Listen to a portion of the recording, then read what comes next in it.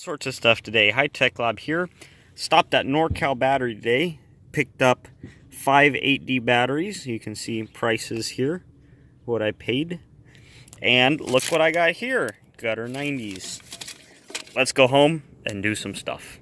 We are back in the electrical room. I have put in, this was kind of on and off. I've been real busy with work, so I did this just a little bit on my spare time. Got 3.5-inch chase nipple with a gutter running up. I got the gutter 90 in. There's an owl. Disregard the owl.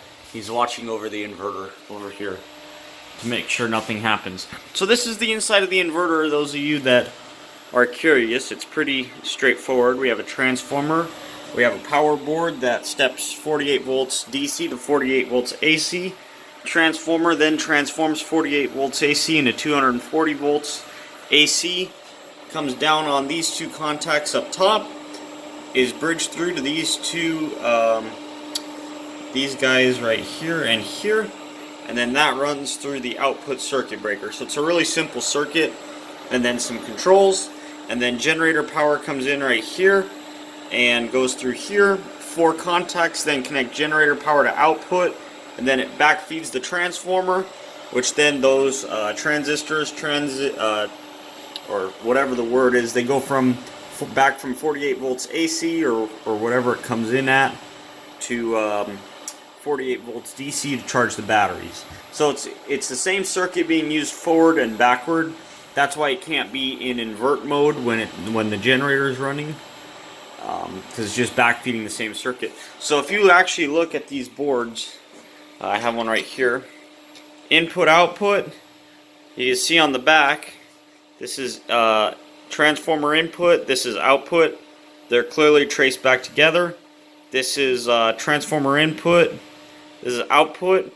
It just runs through this current transformer, and that's all there is to it. So you can kind of get a better idea of how this is laid out. So in reality, all that's happening when the generator comes on are these 4 contacts close and backfeed the circuit. So what I need to do in here is my 2-inch conduit coming in. I need to disconnect from the breakers, pull this wire out, and remove this can. I need to go where these 3/4-inch conduits go, over here by the washer and dryer. That one and that one. Those need to come out. Well, at least the wires need to come out. And I'm going to try and cut these back over here. And then I have another gutter 90 like this one. So this is going to come over and 90 that way. And those 2 conduits, if I have one somewhere in here, it'll make more sense. Oh, dropping stuff. Oh, there go my chair lugs. Come on, gutter 90. So this will go up there like that, and those 2 conduits will land in this side of it. So that's the plan. So I need to get this other pull box removed, get those conduits removed, and get everything temp back in so I can keep the lights on. That's been part of the battle, is temp it in, temp it out. So we're getting there. This is nice. This will be a great way to chase, because it'll be 6x6 gutter all the way up and over. And then I'm just going to take this apart at this coupling and go straight up into the bottom of the gutter. That's the plan. I'll be back. Here we are. Mind if it's a little dark because I have this light, the conduit between them, pulled out because the gutter is going to run there. So the inverter power is temped in for now. I just have a sticky back on the ceiling holding it. I'm all cleared off on this wall. I got all the conduits pulled out. Ceiling is clear. I have my wires pulled through the gutter for now into the panel. My wires got all screwed up. Let's fix that. Nice and clean in this panel. Don't want no screw ups. So what I think I'm gonna do is, out here in the laundry room, I have my wire pulled out. Up here you can see where it was coupled to go through the wall before.